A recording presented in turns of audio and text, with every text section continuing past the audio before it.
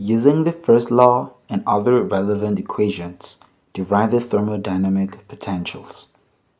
So the first law, that is dq, and that is equal to du plus dw. And what are those other relevant equations that we would actually need? And the first of them, that is enthalpy, is equal to internal energy plus P multiplied by V. That is pressure multiplied by the volume. You also have the Helmholtz function. That is equal to U minus Ts. S in this case is the entropy, and U and T, that is the temperature. And we also have the Gibbs energy.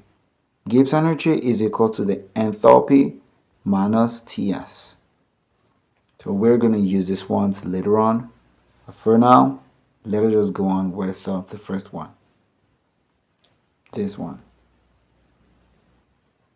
Now we know that dq is equal to TdS, and dW, that is equal to PdV. So what I'm going to do, I would actually take this stuff and replace dq and dw respectively with them. So that leaves me with TdS, and that is going to be equal to du plus PdV. Now let me try to make du the subject. That will be by taking PdV to the other side or subtracting it from both sides. So that is TdS minus PdV. That is equal to du. So that is going to be the first thermodynamic potential.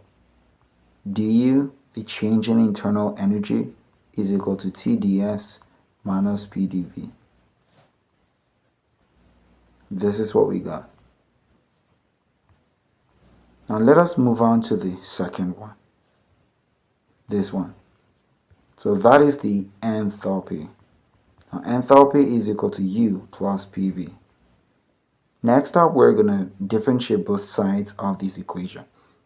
So on this other side, we're going to have a dH, and on the other side, we're going to have a du plus d into P multiplied by V. We know these are two different functions, so they are actually going to undergo the product rule of differentiation. So this is dH and this is du. And this one is going to be PdV plus VdP. But we already know what du is. Du is TdS minus PdV. So I'm actually going to replace du with that. That will be dH.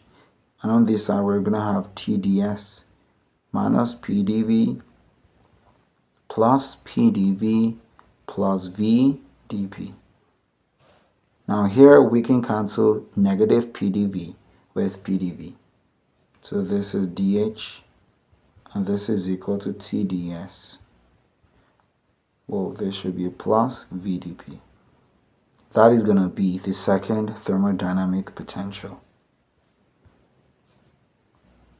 dH is equal to TdS plus VdP.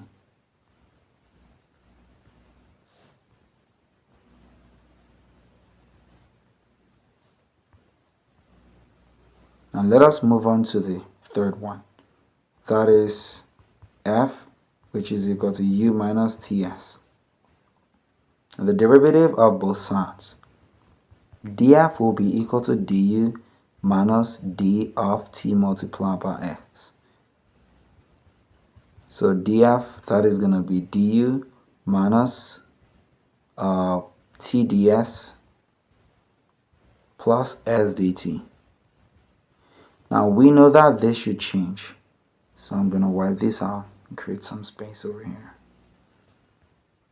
So we know this is going to take a new form. This will be du, and here we're going to have a negative ds and negative s dt. Now we already know what du is. Du is TdS minus PdV.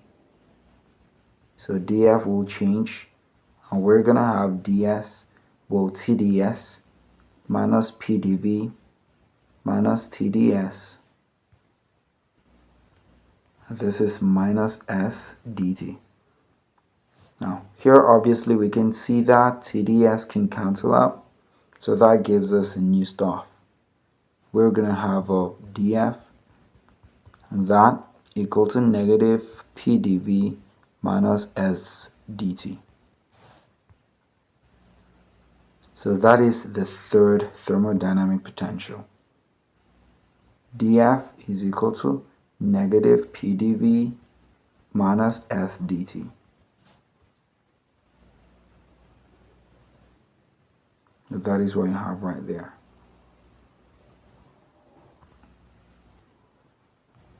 Now moving to the last one, we have G. G is equal to H minus Ts. And differentiating as usual, dg, that will be equal to dh.